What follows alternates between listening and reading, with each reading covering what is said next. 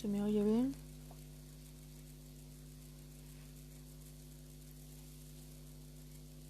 Bueno, quedan 2 minutitos por las 45 y empezaré a leer.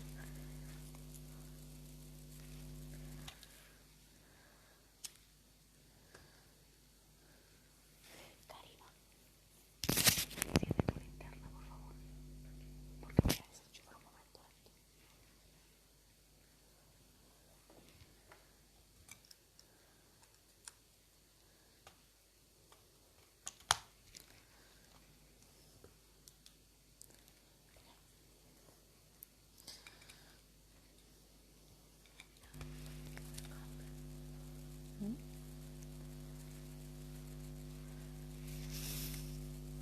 Bueno, no se conecta nadie. Igualmente yo voy a empezar a leer. Assalamu alaikum warahmatullahi wabarakatuh. No sé si se me oye bien, si alguien me puede decir si se oye bien.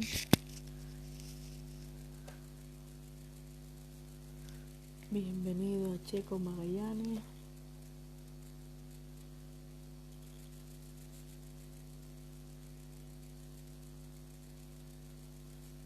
¿Se me escucha bien? Si alguien me puede decir.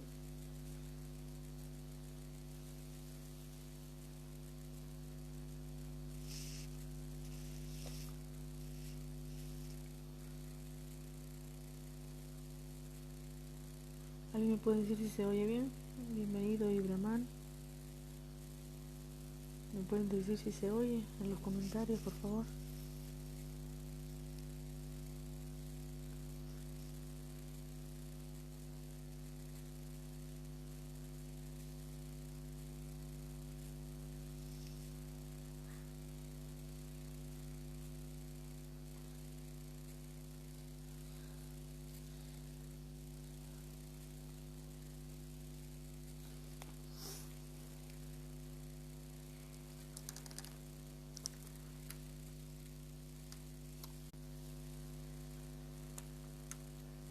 Bienvenida Elena Hernández.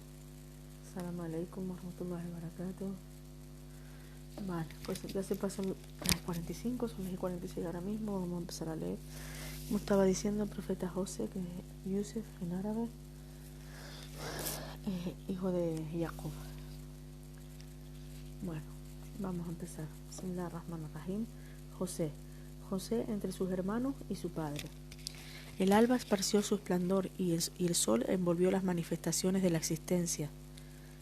José se despertó por la mañana, apresurándose para ver a su padre, quien, rostro iluminado y sonriente, expresaba su satisfacción.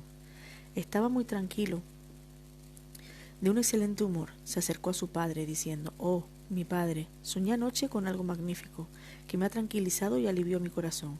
Siento como si mi alma se iluminara por esta visión.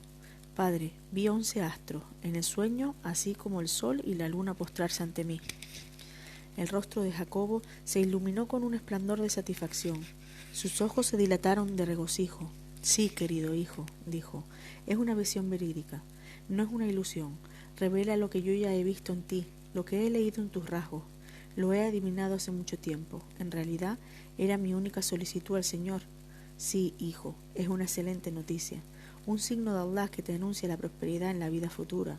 Allah te va a acordar la sabiduría y te colmará con sus bienes, así como a la familia de Jacobo, como lo hizo ya en el pasado para con tus padres, Abraham e Isaac. Te aconsejo no revelar tu visión a tus hermanos. Tramarán contra ti una conspiración, y tú sabes que no ocultan sus celos respecto a ti y a tu hermano, porque me ocupo de vosotros más que de ellos, y siento por ti particularmente un cariño incomparable. Discuten secretamente sobre vosotros, diciendo barbaridades. Mi comportamiento ha suscitado su celo. Si les cuentas tu sueño, quizás te harían daño. Esta visión podría impulsarlos a obrar de manera malévola, manifestando su hostilidad abiertamente hacia ti, porque Satanás es para el hombre un enemigo declarado. José era en aquel periodo aún muy joven y apuesto, con un rostro angelical y rasgos bien trazados. Era encantador y seductor. Su madre Raquel abandonó el mundo, dejando detrás de ella a sus 2 hijos, José y su hermano Benjamín. Ambos eran muy jóvenes cuando falleció su madre. Necesitaban aún su ternura y su presencia entre ellos. Ella, que era piadosa y abnegada de Allah. La muerte de Raquel había dejado un inmenso vacío, no solamente para los dos hijos, sino también en el padre afligido enormemente por la muerte de su amada. Por ello el padre sentía por sus dos hijos una excesiva ternura, deseando colmar a sus hijos con su afecto para que ninguno de ellos sintiera la tristeza a raíz de esta ausencia. Este sueño ha venido a acentuar el amor de Jacobo hacia sus hijos. Los hermanos paternos de José habían presentido ya que éste y su hermano eran los favoritos del padre, a pesar de que Jacobo era muy atento a su bienestar, no escatimando esfuerzo alguno para manifestar su amor hacia el resto de sus hijos. No obstante, los signos del amor difícilmente se pueden ocultar, son como aquel que lleva en la mano la musa. El olor se erige y se extiende hacia grandes distancias.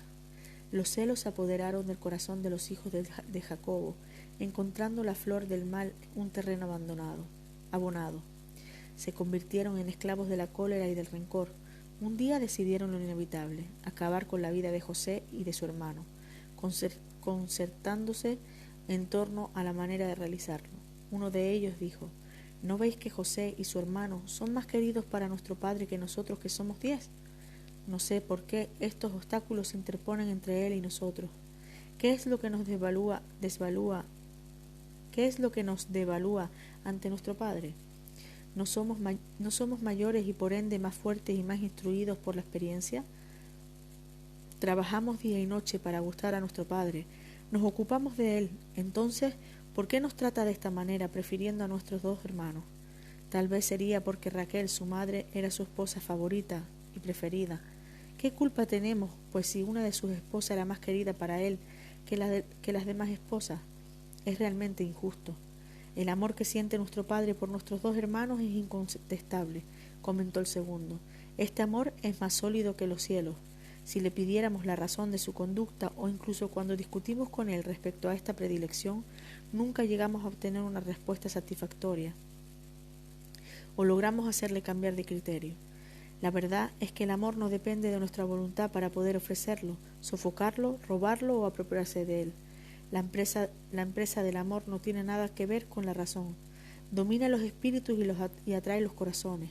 Es un afecto que surge directamente del corazón y que no podemos controlar de modo alguno. Mientras José esté entre nosotros, el obstáculo que nos impide traer a nuestro Padre estará siempre presente. El único remedio que pueda desahogar los corazones y devolvernos el espíritu tranquilo consiste en acabar con la vida de José, matándolo y borrando literalmente las huellas que nos pudieran acusar. Así pues, debemos conducirlo a un lugar lejos de aquí, hacia una tierra desolada y árida, donde solo encontraría las bestias salvajes que lo devorarán seguramente. En el peor caso, se perderá, desapareciendo entre la arena del desierto. Después de la desaparición de José, nuestro Padre no verá más que a nosotros, disipándose para siempre la distancia existente hoy por hoy, entre nosotros y Él. Entonces aprovecharemos su ternura y seremos para Él buena gente. El tiempo de recompensar la falta de afecto ha llegado. Después de la desaparición de José, podremos pedir perdón a Allah. Judas, que era el más razonable y el más indulgente de sus hermanos, les propuso: somos los hijos de Jacobo y los nietos de Abraham. Somos razonables y monoteístas. Ni la razón ni la religión nos permite cometer este crimen. José es antes y después de todo un joven inocente. Nunca cometió crimen alguno ni pecado. Os propongo, si sois unánimes a obrar de esta forma, arrojar a José en el pozo ubicado en la casa del santo. En realidad, este pozo es una intersección para los que van y vienen entre las caravanas y los comerciantes. Puede que alguien de ellos lo recogiera y se lo llevara hacia algún lugar lejano. Si lleváis a cabo esta propuesta, alejaréis a José y al mismo tiempo nos expondréis a tan grave falta. Todos se pusieron de acuerdo para ejecutar este plan. Tenían muy malas intenciones. El sol salió un día, anunciando un nuevo día. Vinieron a su padre buscando a José y a su hermano. Las insinuaciones de Satanás le había cegado y el furor y la pasión les había impulsado a ir hasta este extremo. Se presentaron pues ante Jacobo, diciendo: Padre, ¿por qué desconfías de nosotros respecto a José? Somos sus hermanos y con muy buenas intenciones hacia él. Es de nuestra familia y todos somos tus hijos. Vivimos bajo el mismo techo.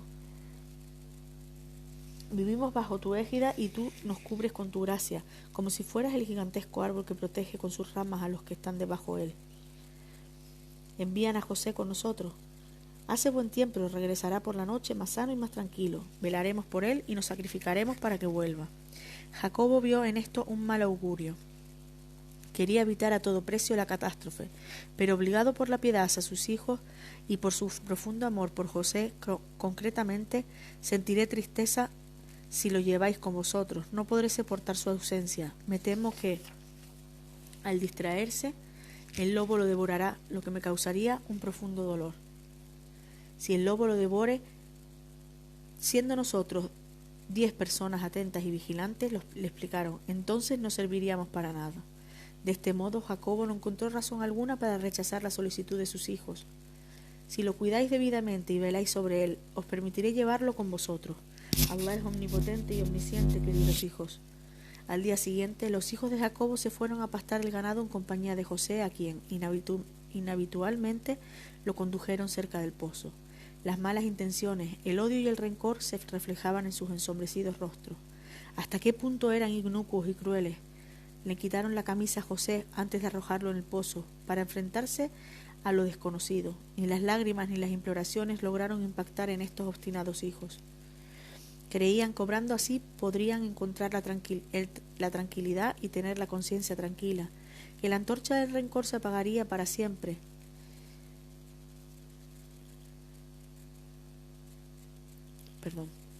Que la antorcha del rencor se apagaría para siempre, que el padre no encontraría más que a ellos, dejándose convencer de que el tiempo sería capaz de borrar el recuerdo de José. Peor aún, esperaban que con su criminal comportamiento obligarían al padre a manifestar hacia ellos más afecto, más amor y más ternura, olvidando incluso a su hijo predilecto. Pero el destino se burlaba de ellos y Allah fue, como era de esperar, el vencedor. Por la noche volvieron a su domicilio lloriqueando después de preparar falsas historias, pensando que Jacobo los creería fácilmente. Le presentaron una camisa manchada de sangre para convencer al padre de la veracidad de su mentira, gritando: «Padre, la catástrofe que has previsto se ha producido, convirtiéndose en realidad. Tus temores estaban justificados. Corríamos, dejando a José cerca de nuestras cosas, siendo devorado por el lobo cuando estábamos muy lejos de él. Te juramos que ignorábamos la presencia del lobo en este lugar. La verdad es que el lobo aprovechó nuestra ausencia atacando a José. El dolor nos destroza el corazón. Aquí tienes nuestros sollozos y su camisa manchada de sangre. No nos creerás aunque dijéramos la verdad». Jacobo había adivinado sus mentiras, era consciente de lo que contenía el corazón de sus hijos, pese a ser dura, esta prueba ilustraba la autenticidad de la antigua visión de José, y que Allah quería acordar a este hijo algo muy especial. Vuestras almas, les dijo, os han sugerido una mala acción. Daré prueba de una gran paciencia hasta que vuestras astucias sean descubiertas y sufráis las consecuencias de vuestra maldad. Imploraré a Allah toda asistencia para soportar lo que contáis. José se encontraba en lo más profundo del pozo, en medio de la oscuridad y envuelto en silencio mortal. El eco era la única respuesta a sus imploraciones. Era una prueba dura e insoportable. Desde el alba de la asistencia, Allah somete a sus servidores a difíciles pruebas, bajo todo tipo de dolores para poder soportar las calamidades y resistir al dolor y a la desgracia. Esta prueba era la más aterradora y dolorosa. Hubiese podido ser menos difícil o más soportable si la víctima era un maduro o un experimentado, pero José no era más que un crío sin experiencia. Era como un pájaro que acababa de abandonar su nido. ¿Cómo podía lograr salir de esta trampa mortal? El pozo era muy profundo y la esperanza se convirtió en una chispa en una montaña muy elevada. Por otra parte, esta punición hubiera podido ser menos cruel por su gravedad si José habría cometido algún error o pecado. De esta forma habría podido ser perdonable. Estaba lejos de ser acusado o simplemente sospechoso por sus actos. Habida cuenta de su aún muy tierna edad, acabando de franquear el primer paso hacia la madurez. Además, que su docilidad y su indulgencia eran de notoriedad pública. Por todo esto, José fracasó en sus intentos de soportar este duro golpe porque justamente le fue aceptado por sus propios hermanos, con los que tenía vínculos familiares muy sólidos, una relación consanguínea. Su corazón se ensombrecía, incluso las inmóviles montañas sucumbirían bajo el golpe de esta desgracia. Sentía perder su suspiro, respirando un dolor mortal. ¿A quién debía quejarse y a quién debía acusar? Contra sus propios hermanos. Si no fuera por el agua que me asfixiaba, hubiera podido sacar fuerzas para contrarrestar los obstáculos. José miraba a su alrededor, no encontrando más que el agua estancada, en la que se reflejaba una silueta marchitada. Sus rasgos se languidecían a través de este espejo, estirándose o apagándose. Levantando la cabeza no veía más que un color negro lúgubre acumulado. Las cosas se le confundían. ¿Qué sueño dominaba su espíritu? De hecho, ¿cuál era la situación exacta? Se acordó de su padre, de su angelical rostro que la recibía cada mañana con una tímida sonrisa, con una palabra amable que se deslizaba en su oído, en su espíritu. José quería mucho a su padre. ¡Qué desgracia! ¿Cómo eran los sentimientos de Jacobo después de esta desaparición? Jacobo debía estar muy afligido, pensó José. José tuvo miedo. La oscuridad lo cegaba y lo devoraba como un animal carnívoro que se atrapa a su presa. El lugar era muy estrecho. José anhelaba ver de nuevo salir el sol y la luna brillar, el cielo azul, la belleza del alba, la actividad de la primavera y el resplandor de la sombra. ¿De qué podía nutrirse? ¿Cómo satisfacer sus necesidades? ¿De dónde aportaría los víveres para sobrevivir? La desgracia era realmente insoportable para este joven. Las calamidades vienen juntas. La misericordia del Señor estaba cerca de este venerable joven. Allah lo examinaba y era digno de acordarle un feliz desenlace, de proporcionarle la fuerza para soportar este difícil examen. Entonces le reveló: ten paciencia, no te desesperes, no sufras, tendrás una buena recompensa y te salvarás. Sin duda, vas a tener que recordar a tus hermanos su crimen cuando menos lo esperan. La angustia desapareció inmediatamente, instalándose en su corazón el alivio y la tranquilidad, esperando impacientemente el instante en que intervendrá la orden de Allah. Comenzaba a escuchar lejanas y confusas voces y el ruido de un movimiento impreciso. Trataba de escuchar atentamente. Hacía enormes esfuerzos para saber de qué se trataba. Las voces se hacían más claras y más cercanas. De repente logra percibir pasos y ladridos de perros. Debe ser una caravana, pensó José. Una sonrisa cubrió sus labios. Las vías de la salvación se abrían para devolverlo de nuevo a la vida. Ha llegado el momento de escapar a la tragedia. La gente de la caravana dejó sus cosas cerca del pozo. José escuchaba a su jefe decir: abastecedor, tira el cubo y tráenos agua. Tenemos sed y debemos dar de beber a nuestras bestias. Este largo viaje nos ha agotado. Estamos al borde de nuestras fuerzas. El hombre soltó el cubo al que se amarró José. El abastecedor gritó: buenas noticias, hay un joven. Sorprendida, la escolta de la caravana se acercó al pozo para verlo. Lo recogieron para venderlo en Egipto como una mercancía. Esta gente era muy ambiciosa, carente del menor orgullo o indulgencia. En principio lo debían devolver a su familia o cuando menos preguntarle sobre las razones que condujeron a que vaya a acabar en el fondo de un pozo. Pero pertenecían a la especie humana que solo obra por su interés y no piensa más que en lo que pudiese aportar algo o un beneficio. La caravana prosiguió su camino, deteniéndose en más adelante para descansar. Una vez en Egipto lo pusieron en venta como si se tratara de una mercancía cuando José era un hombre noble, un profeta venerable. A fin de deshacerse de él, lo vendieron a un precio módico, unas cuantas monedas. En su ignorancia habían subestimado su valor real. En efecto, obraron de esta manera para no ser descubiertos. En realidad, la dignidad de José superaba todas las riquezas del mundo juntas. Putifar, el intendente y jefe de los eunucos del faraón, observó la particularidad del carácter de José, presintiendo su innata nobleza, comprándolo y llevándolo a su casa. Aquí tienes a un joven que acabo de comprar, le dijo a su esposa, que, debido a su carácter y su amabilidad, me parece que es de una familia respetuosa. Trátalo amablemente, no lo maltrates, ponlo como sirviente o como los demás esclavos. Quién sabe, a lo mejor nos pudiera ser útil o lo adoptásemos como hijo. De este modo, José se convirtió en un doméstico en la residencia de Putifar, dando prueba de una fidelidad y de una excepcional forma de ser y de actuar, viviendo bajo la égida de Putifar. José salió de la primera prueba sano y salvo, pero apenas adaptado a su nueva vida, a su nueva vida y apenas comenzaba a gozar de cierta quietud en esta inmensa casa cuando tuvo que pasar por otra prueba no menos grave que la primera. Esta vez la desgracia tomaba otra forma y otra dimensión. Al alcanzar la madurez, Allah le dio sabiduría, ciencia y belleza, lo que le iba a causar más de un problema y más de un hostigamiento físico y moral. Su belleza y su evidente vivacidad no eran para él una fuente de bienestar, sino al contrario, de desgracia y de sufrimiento. Los apuestos suelen ser los más predestinados a sufrir. Los ganadores solo se adjudican la desgracia y las bellas flores acaban siempre por marchitarse antes que las otras flores. Como apuntado anteriormente, José se consagraba completamente a su trabajo en la residencia de Putifar, el cual por su parte mostraba una excepcional generosidad hacia él debido a su fidelidad sin límites y su abnegación en el cumplimiento de sus labores, lo que hacía de él un digno de confianza, además de poseer una inteligencia y una infalible clarividencia. Estas cualidades indujeron a su amo a respetarlo cada vez más e incluso confiarle secretos de su vida conyugal. Putifar acordó a José un elevado rango, el de los nobles, queriéndolo como a un hijo. Con el paso del tiempo, José ganó una firmeza de carácter, volviéndose cada vez más maduro y más seductor.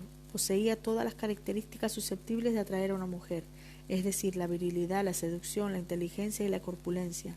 La esposa de Putifar se sentía, sin poder evitarlo, atraída hacia este hombre. No lograba ver otra cosa, poniéndose a seguirlo y a contemplar su gesto cuando se levantaba, cuando se ponía de pie, cuando andaba, cuando dormía, trabajaba, bromeaba o comía. Contemplaba con admiración su silencio y su meditación. Fue tan obsesionada hasta que comenzó a sentirse prisionera de él y de sus gestos, deslizándose el amor a su corazón, ocupando su espíritu y convirtiéndose en su pan de todos los días, en la sangre que circulaba en sus venas. Lo deseaba más que todo, lo quería cueste lo que cueste, pero cómo saciar su sed carnal, ella que era la esposa de Putifar en su dignidad y su elevado rango social y jerárquico. ¿Cómo podía deshonrar a su esposo, un hombre indulgente y estimado? Decidió sofocar sus sentimientos y volver a la razón. Trató tanto de domar sus pasiones en vano. Cada vez que lo veía en su vivacidad, ir y venir ante ella, la chispa del amor se encendía en su corazón, haciéndose más intensa. Se enamoró locamente de José, apasionada, no pudiendo controlar sus instintos, sucumbiendo a la tentación de Satanás que la instaba a atraer con todos los medios a José. Persuadida de que lo iba a seducir, adoptó una maniobra. No revelaba lo que quería exactamente, pero lo hacía todo para atraer su atención, conservando al mismo tiempo intacta su dignidad. De este modo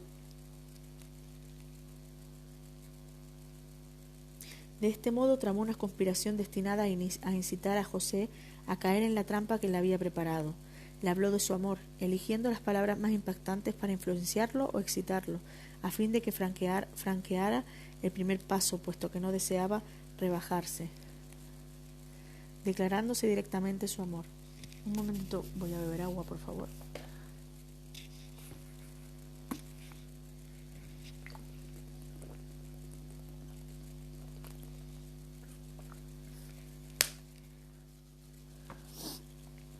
En cuanto a José, comprendió el significado de sus insinuaciones, pero le dio la espalda, ignorando lo que tramaba. Cerró los ojos ante los que le proponía. Ni la belleza de esta esposa, ni sus encantos físicos lo sedujeron. ¿Cómo podía caerse en esta tentación? ¿Cómo podía permitirse seguir un deseo carnal o aceptar cumplir un acto ilícito? No, estaba por encima de toda tentación. Él, el profeta, hijo y nieto de profetas.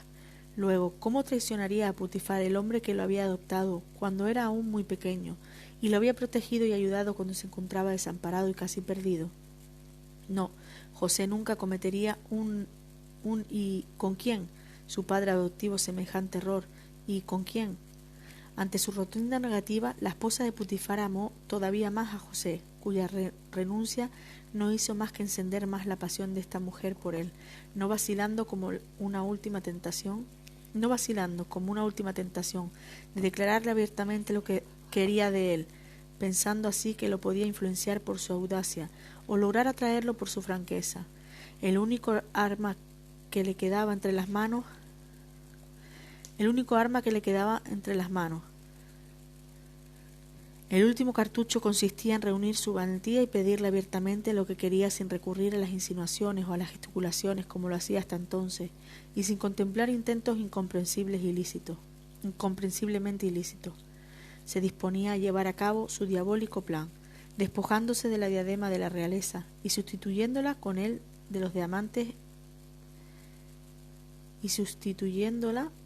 los amantes y amorosos. Lo convocó a su alcoba. Con toda la inocencia del mundo, José respondió enseguida a su llamada, como tenía de costumbre de hacer. Al llegar ante ella, bajó las cortinas, cerró las puertas y le dijo: acércate, soy tuya. Pese a su juventud y su gusto natural por las mujeres, José no perdió la razón. Al contrario, logró dominarse. Él, criado de un padre santo y en un entorno religioso, el joven había nacido para ser impecable.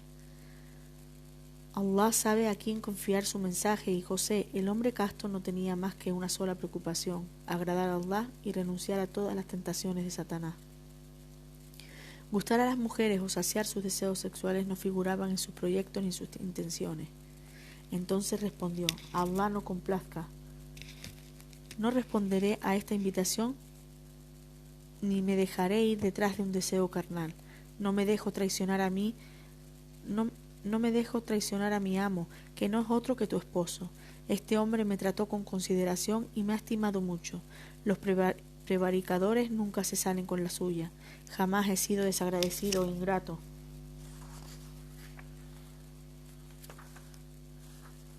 Si has bajado los telones y cerrado las puertas, Allah solo conoce el significado de las miradas furtivas y de lo que le disimulan nuestras miradas.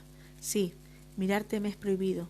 Que Allah me preserve para no dejarme desobedecerle o caer en la tentación de esta incitación.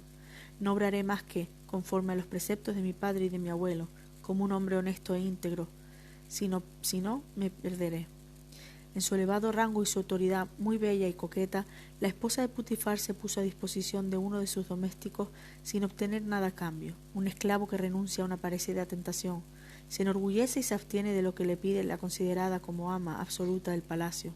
Nadie hasta entonces se había atrevido a rechazar su orden o desobedecer su deseo, a raíz de lo cual no pudo soportar este ultraje o aceptar este deshonor. Ni pudo soportar lo que estimaba una humillación, decidiendo vengar su dignidad, lanzándose sobre él como un animal sobre presa. José trató de evitarla y de alejarse de ella. Si no fuera profeta, probablemente habría podido caer en la tentación. La sangre de la profecía le corría en las venas. Los signos del Señor estaban allí, en su espíritu. La voz de la conciencia le instaba a evitar el error y el pecado. Una revelación potenció su aplomo. Hemos obrado de esta forma para desviar de él el mal y la infamia. Era uno de nuestros servidores sinceros. Al tratar de agarrarlo, se dirigió corriendo hacia la puerta, rompiéndole la túnica por detrás. Al llegar junto a la puerta, encontró al marido perplejo ante esta escena. José se quedó estupefacto con la túnica desgarrada, rojo de vergüenza. Una escena acusadora y un marido herido que se encontraba ante un acto de adulterio entre su esposa y su hijo adoptivo.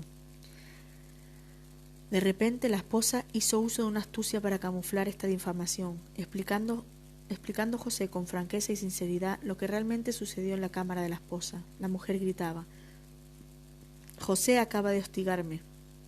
No tiene consideración ni por ti ni por mí. Quería humillarme, deshonrarme, pidiéndome aceptar entregarme a él.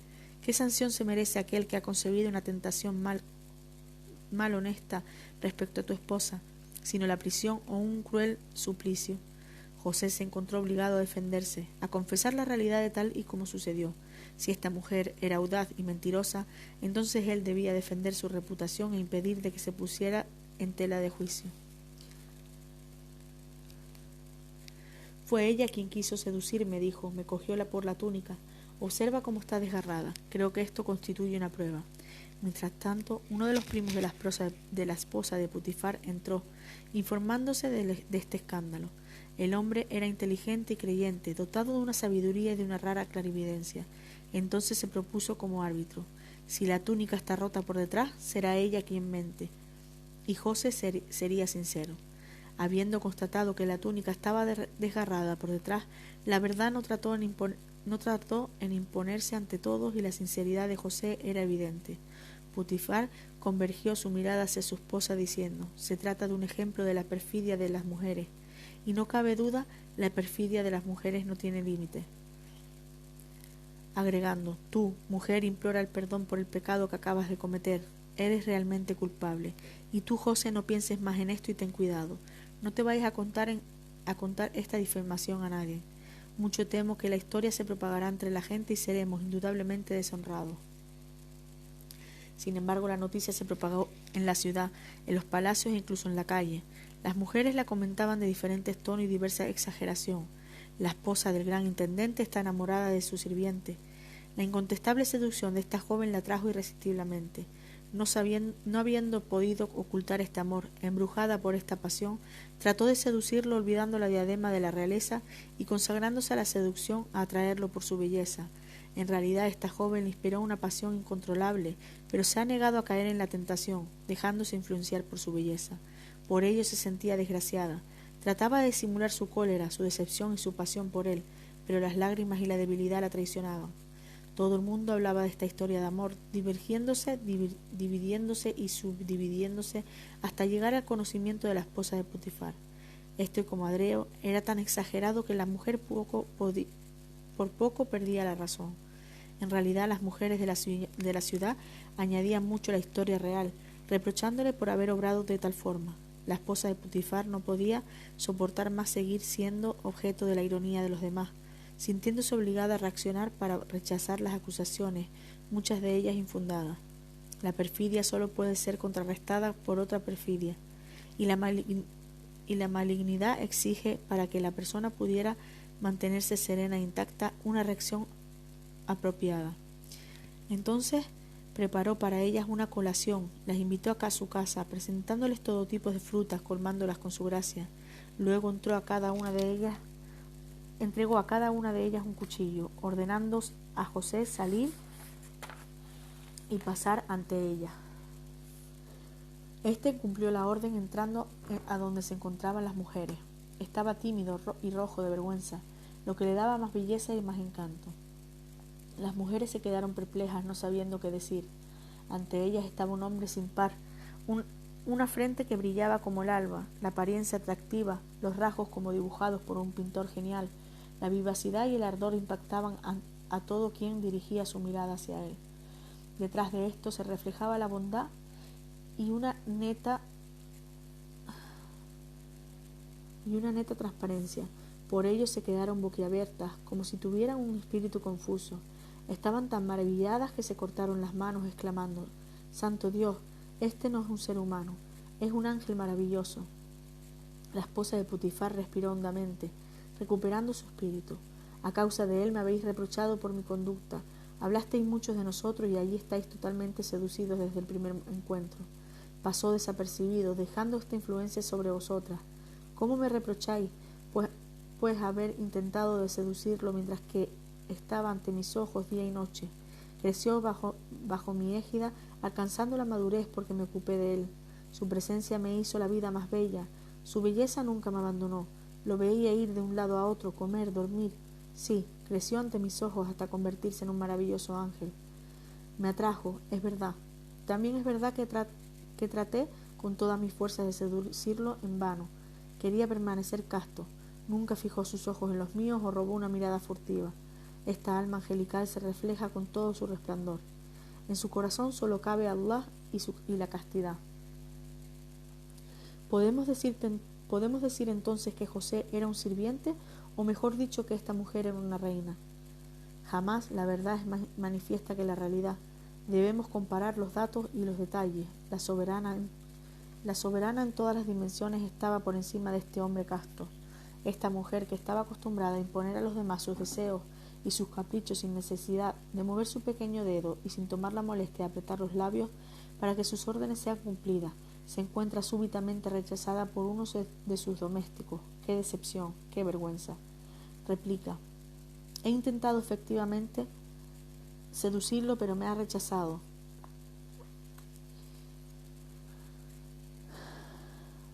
Pero os prometo que si siga rechazándome le voy a causar mucho daño. No soporto más que me ignore o que me dé su espalda. Le amo locamente. Mi corazón está muy vinculado al suyo. Me puse a su disposición y no tuvo vergüenza de humillarme. Mis días como mis noches son largos y penosos. Aquí me tenéis convertida en objeto de burlas y de escándalos. Sí, en efecto, estoy determinada a saciar mi deseo, si no lo arrojaré en la prisión y los pondré a la muerte. Vivirá perdiendo su juventud en medio de las tinieblas. Quiero humillarle, causarle daño. Ante esta situación no tiene más que elegir la condición más favorable para él. Cuando las demás mujeres constataron que estaba determinada a ir hasta el final, sin reflexión ni miramiento a su posición social, decidieron tratar de convencer a José a someterse a la voluntad de la esposa de Potifar. Una de estas mujeres dijo: «Oh joven, ¿cuál es la causa de esta obstinación y de renuncia? ¿No has tenido piedad de la que se entregó gratuitamente? ¿Acaso no has visto su belleza y su seducción? Esta mujer es tan bella que atrae la atención de todo el mundo. Nadie resiste. Tú eres un hombre y a ti te gustan las mujeres como a todos los demás. El placer es una exigencia para ti». La segunda mujer agregó: «Si la belleza no te interesa, ¿no ves que es una mujer inmensamente rica y dotada de poder? ¿No has observado su soberanía y su dignidad entre nuestro pueblo? Todo este palacio y lo que contiene estará a tu disposición si te pones a reflexionar». La tercera precisó: «Supongamos que ni el dinero ni la belleza atrae tu atención. ¿Esta amenaza no te da miedo? Te va a meter en la prisión para un periodo indeterminado, tal vez a perpetuidad. Ni siquiera nosotros conocemos o podamos conocer la envergadura del dolor que vas a sufrir. Te sería infinitamente más fácil aceptar lo que te exige que persistir en esta absurda postura. Vas a ganar de una piedra dos golpes, por un lado la belleza y la riqueza, y la libertad y la salvación por otro». Todas comentaban, cada una a su manera, con el objetivo de influenciar a José e incitarle a aceptar el error y el pecado. Sin embargo, José se negaba rotunda y categóricamente a aceptar esta vía. La amenaza y la seducción eran insignificantes ante su obediencia a Allah. Era consciente de esta realidad, pero aún tenía miedo de caer en la tentación o de cometer en un instante de debilidad una falta malhonesta. Se refugió ante Allah, implorándolo a ayudarle en este difícil momento para evitar un falso paso y convertirse de esta manera en una presa del arrepentimiento y de la difamación.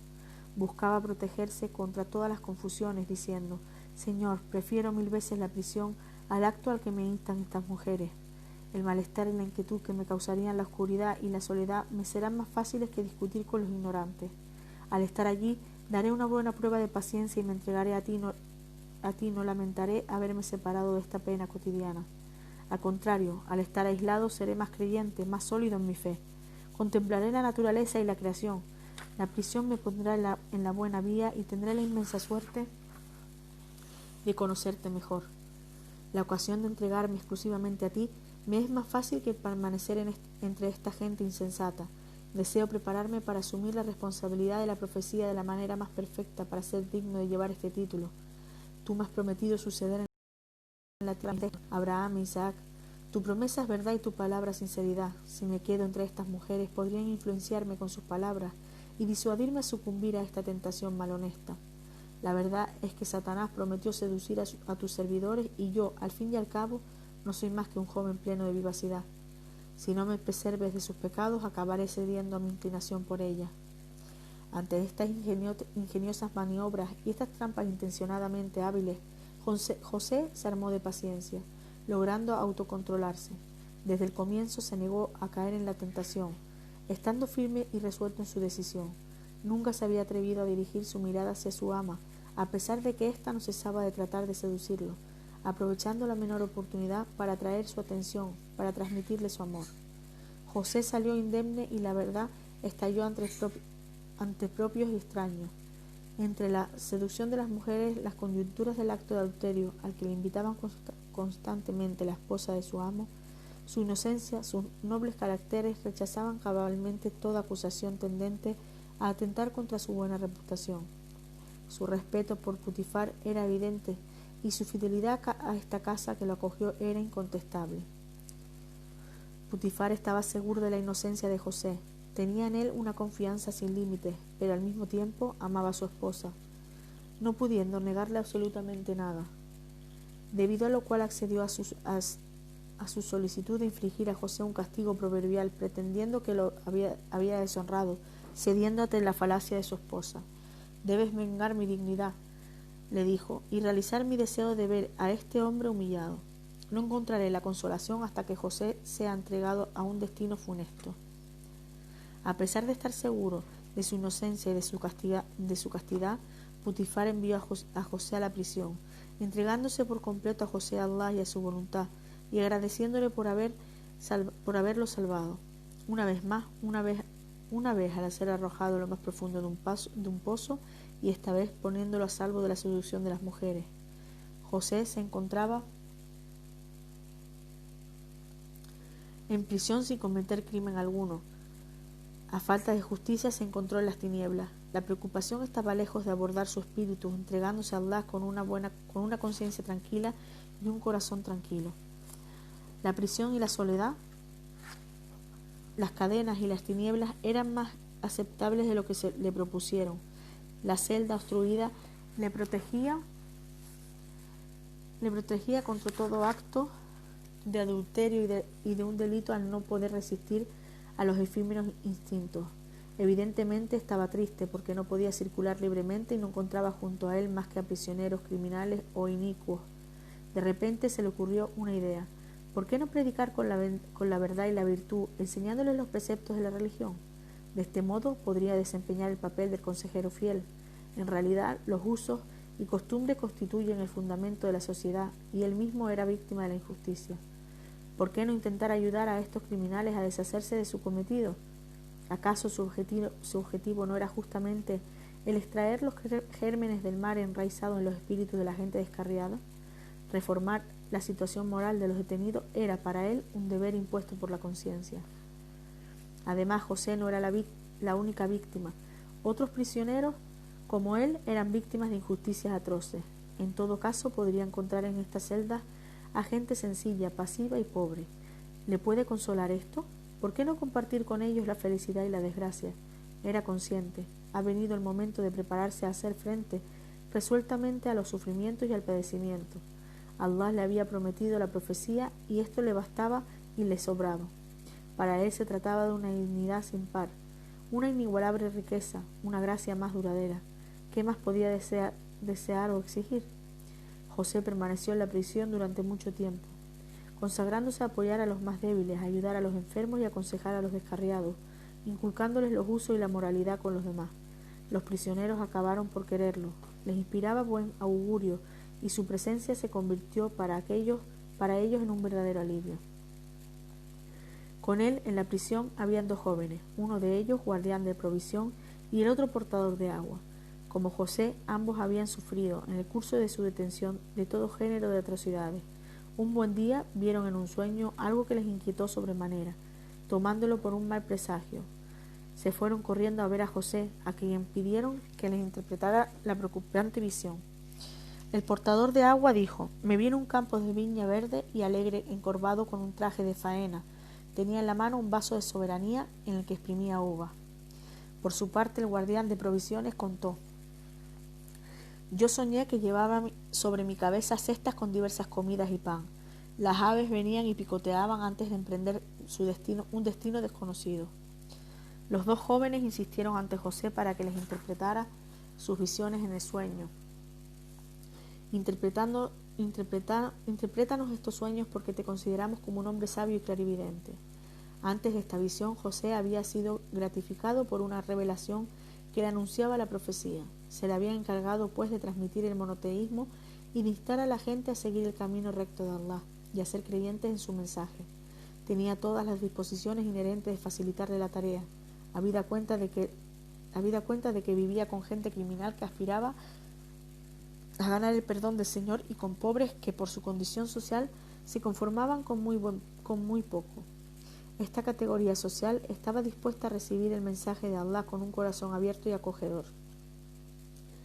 Mientras que José se preparaba a cumplir la orden de Allah, la solicitud de los 2 jóvenes se presentó para él como una ocasión que no se debía desperdiciar. La vía le estaba puesta, pues, trazada para dar el primer paso. Oh, mis compañeros de la prisión, les dijo, existe detrás de la idolatría, detrás de estas estatuas que adoráis, un Dios único y omnipotente que me ha encargado de guiaros en el buen camino. Esta misión tiene un solo objetivo: conocer la verdad absoluta de la existencia. No obstante, Lo que adoráis ahora, ya sea Ra, Abis u otras estatuas, no son más que nombres que vosotros y vuestros antepasados habéis inventado.